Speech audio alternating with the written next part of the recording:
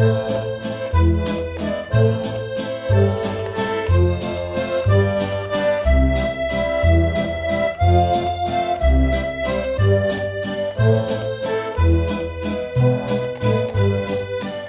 a eu un moment donné que les entreprises pensaient que la seule façon d'attirer les meilleurs chez eux, c'était l'élément salaire. Je pense qu'aujourd'hui, ils se rendent compte que c'est un facteur, mais c'est pas bien souvent le facteur premier. Tu peux attirer, mais pour que les personnes restent, il faut qu'ils se sentent, en tout cas, qu'ils sentent qu'ils peuvent avoir, qu'ils ont de l'espace, qu'ils peuvent avoir de l'influence, puis qu'ils peuvent faire la différence.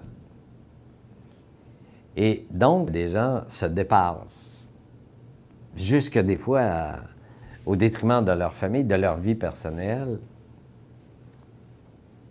Bon, ceux qui le font pour du fric, le font pendant un bout, puis ça, c'est un modèle. Mais il y a beaucoup de monde qui le font par la passion, pour le dépassement. Il y a quelque chose d'intéressant d'une certaine façon qui vient confirmer ce qu'on disait, qu'il n'y a pas juste pas vrai, il y a pour beaucoup de monde, il n'y a pas juste le fric. Et ça le dit de belle façon. Maintenant, comment arriver à trouver l'équilibre? Là, je pense qu'il y a des entreprises qui vont, je dirais, profiter ou qui vont jouer, qui vont utiliser de façon malsaine cette disponibilité chez des gens et qui vont la pousser jusqu'au bout, jusqu'à temps que les personnes se brûlent. Je ne suis pas de ceux qui disent « il faut que le travail soit au cœur de nos vies ». Mais je suis de ceux qui disent que quand tu es au travail, le plus possible, il faut que tu sois passionné pour ce que tu fais, il faut que tu trouves du sens pour ce que tu fasses.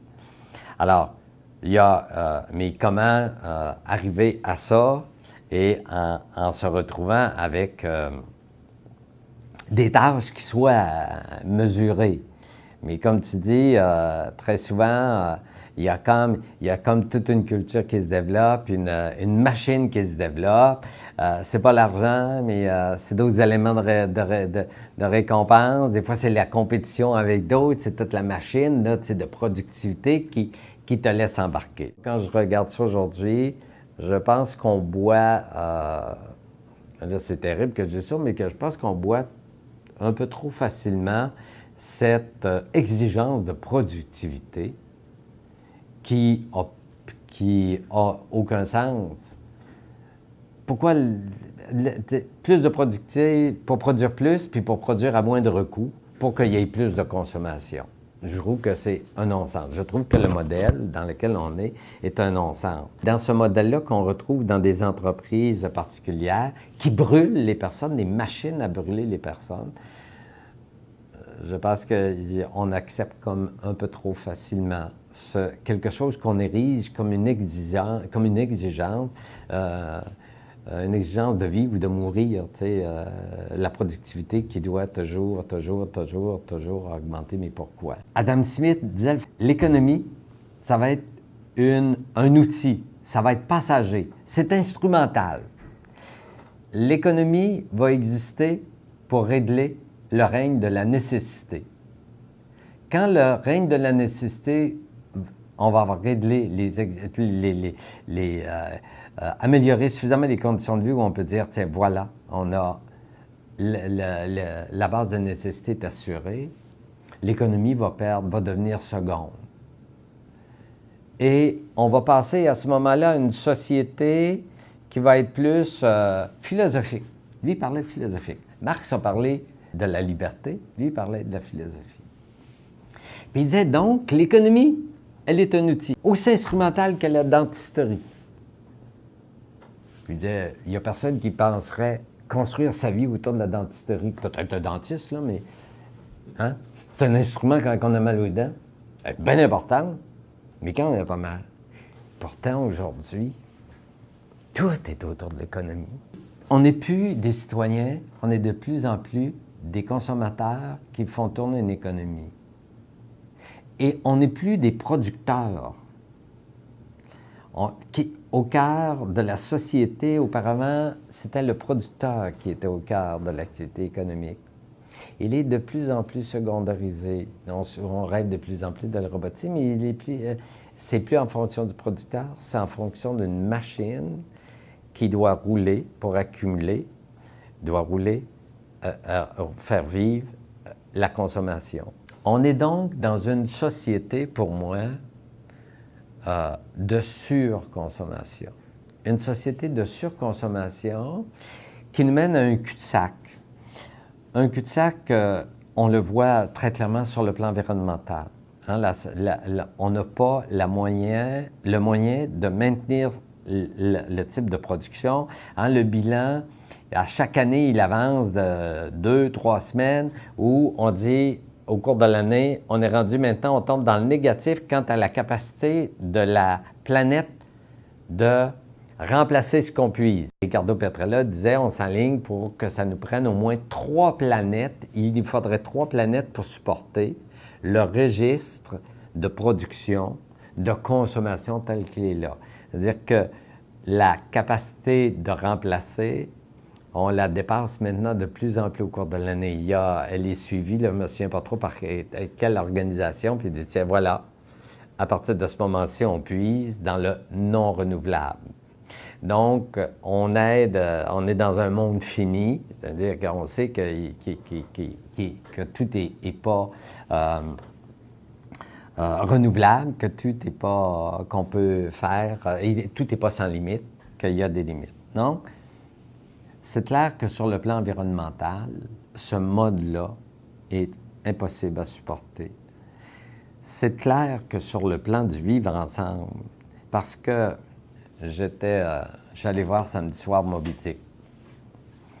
Et Moby Dick, quand tout d'un coup, il y en a un qui dit « C'est quoi l'être humain qui a à faire de toujours vouloir aller plus loin pour mettre la main toujours plus loin, puis mettre la main sur la dernière, jusqu'à temps qu'il ait tué la dernière baleine. » Mais c'est ça qu'on est en train de faire. Et pour arriver à ça, il y a un seul moyen. On est dans une économie guerrière. Nécessairement de prédation. On est nécessairement dans une économie de prédation. C'est bien clair, l'Empire, on sait où qu'il est, où, puis tout ce qui de la prédation qui se fait partout, et se fait partout. Le modèle, il est très clair, on n'est pas loin de ce cœur-là. Et c'est clair que c'est une économie guerrière. C'est une économie pour aller... puis tous les conflits, c'est clair, ils sont basés là-dessus. C'est sur l'appropriation des richesses. Pour continuer ce modèle-là, c'est nécessairement ça. Ce n'est pas une économie qui rend possible un vivre ensemble. La surconsommation amène dans un cul-de-sac. C'est clair. La surmatérialisation de la vie. Je veux dire la surmatérialisation de la vie. Je ne suis pas un catholique, je ne suis pas... mais je suis convaincu que la surmatérialisation de la vie nous éloigne du bonheur. Ça, j'en suis convaincu. En Chine, il y avait des statistiques, là, je disais ça, que le taux de suicide, il augmente à peu près au même rythme que le taux de richesse.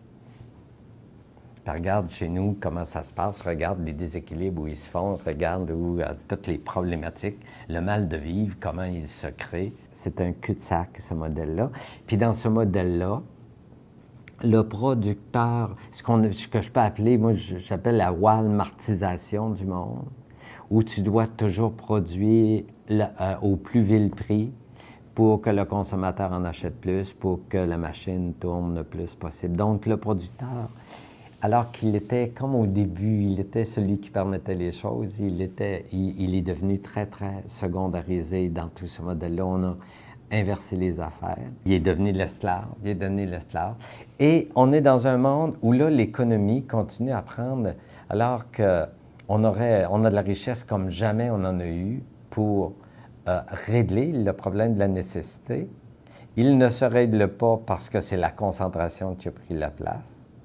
Et l'économie, dans nos milieux où elle devrait être secondaire, elle est plus présente plus que jamais. Les nouvelles commencent jamais sans. Bon, à Montréal, Des fois, ça commence par la défaite ou la victoire du Canadien, parce que Montréal est à Montréal. Mais l'économie a une présence dans nos vies alors qu'elle devrait devenir seconde. Et moi, je pense qu'on doit migrer vers une économie, on a les moyens, d'une économie qui, on a parlé à un moment donné de l'économie de l'information. Moi, je pense qu'on devrait parler d'une économie de la relation. C'est-à-dire qu'on a les moyens. D'ailleurs, plusieurs commencent à en parler. Tu sais, le jour où les biens économiques qu'on échange seront majoritairement des biens culturels, plutôt que des affaires qui matérialisent la vie, des biens qui transitent parce que l'échange, ça restera toujours, puis il faut que ça continue. Mais une fois que tu as réglé la matérialité, on aurait tout un espace de construire, à continuer à construire l'échange économique, mais sur des biens qui sont différents, qui nous mènent sur quelque chose de différent. Moi, je pense qu'on n'aura pas le choix, soit que tranquillement, on migre, ou c'est des crises qui vont nous amener à migrer sur ces questions-là. C'est clair, on est dans un cul-de-sac sur le plan environnemental, sur le plan du vivre ensemble. L'Occident ne pourra pas être comme ça, continuer à être ce lieu d'accumulation de richesses de toute la planète. Regardons juste les migrations qui se font actuellement. On n'a rien vu avec les changements climatiques, et puis on a une obligation de tout revoir nos affaires, comme si, c'est comme si, parce qu'on était ici un jour, d'autres ne pouvaient plus y venir alors que c'est leur survie qui est en jeu. Tu sais. On va être confronté à des problématiques. Dans cette dynamique-là, ça n'a aucun sens. Moi, je pense qu'il faut tranquillement induire de nouvelles façons de faire.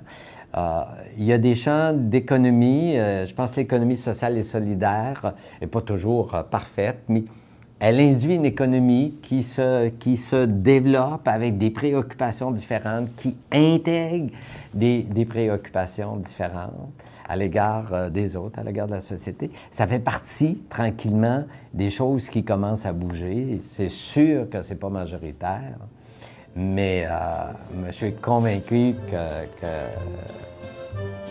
qu'on n'a pas le choix.